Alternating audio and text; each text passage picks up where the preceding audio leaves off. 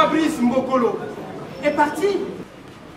Nous disons donc, M. Mbokolo Fabrice a trouvé la mort, dont l'auteur est Mademoiselle Bassia Tchani. Je n'ai pas été inquiété ni par le réquisitoire de ministère public qui est en face de moi, encore moins par la plaidoirie incohérente de la partie civile. Le tribunal de grande instance de Kinshasa-Kalamu a siégé en procédure de flagrance pour statuer le dossier qui oppose le ministère public et la partie civile Pia Ingonio Joséphine, tante paternelle de la victime Fabrice Mbokolo, contre deux prévenus, Bassia Tiane, compagne de la victime Mbokolo Fabrice, et son coaccusé Ikote Moudimbi Glodi, poursuivis tous les deux pour meurtre. Selon le ministère public, la prévenue Bassia Tiane aurait donné la mort à son compagnon Fabrice Mbokolo en le poignardant à l'aide d'un couteau. L'infortuné vivait en union libre avec l'accusé. L'organe de la loi confirme ces accusations après le rapport de différents services sollicités par lui, notamment le médecin légiste et la police scientifique. Le délit s'est déroulé dans la nuit du 12 au 13 mai de l'année en cours sur l'avenue Kinzuzi au quartier Kimbangu 3 dans la commune de Kalamu. La partie civile soutient que la prévenue Bassia Tiane a commis ce forfait par préméditation juste après l'acte sexuel avec son compagnon, la victime Fabrice Mbokolo, alias Sepelas. Elle sollicite du tribunal de condamner la prévenue Bassia Tiane au paiement des dommages et intérêts de l'ordre d'$1 million pour les préjudices subis. Fabricage pour les intimes, FM pour les ailes, CPLA pour les gens de théâtre, les stars, et Macron pour les blagueurs. Est parti, monsieur le président. Macron est parti en laissant l'unique enfant orphelin de 6 ans. Il n'avait même pas son père.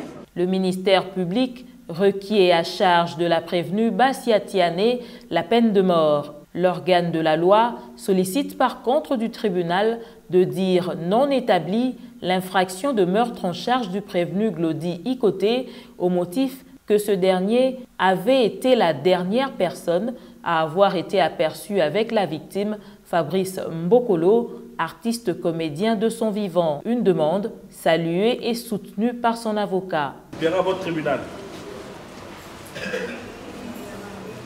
de dire établi en fait comme en droit l'infraction de meurtre à charge de la demoiselle Bassia Tchani.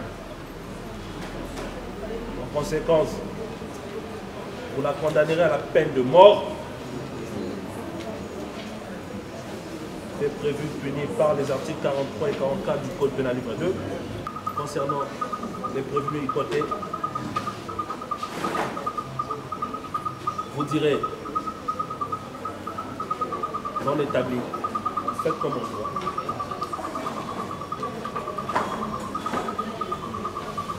Les faits lui reprochés. Posez la question de savoir si réellement le fait de rester avec quelqu'un pendant le dernier moment, après quoi la personne décédée, pouvait être constitutif d'une infraction. Les avocats de la prévenue Bassia Tiane demandent au tribunal de rejeter les réquisitoires du ministère public au motif que ce dernier n'a pas pu démontrer la responsabilité pénale de leur cliente. Cette flagrance qui nous conduit au-delà de plus ou moins 2 semaines pour dire n'eût été votre vigilance, on vivrait un procès unique comme celui qu'avait vécu Jésus. Les gens crient, mais ils n'ont rien à lui reprocher. Mais tout de même, il a été exécuté. Le tribunal accorde la parole aux prévenus pour leur dernière réaction. Ceux-ci plaident non coupables. Après avoir suspendu l'audience pour quelques minutes, la composition rend son jugement sur le banc et condamne la prévenue Bassia Tiane à la peine de mort et décide par contre d'acquitter le prévenu Glody Ikoté. Tribunal, statuant publiquement et contradictoirement à l'égard de toutes les parties. Le ministère public entendu en ces réquisitions.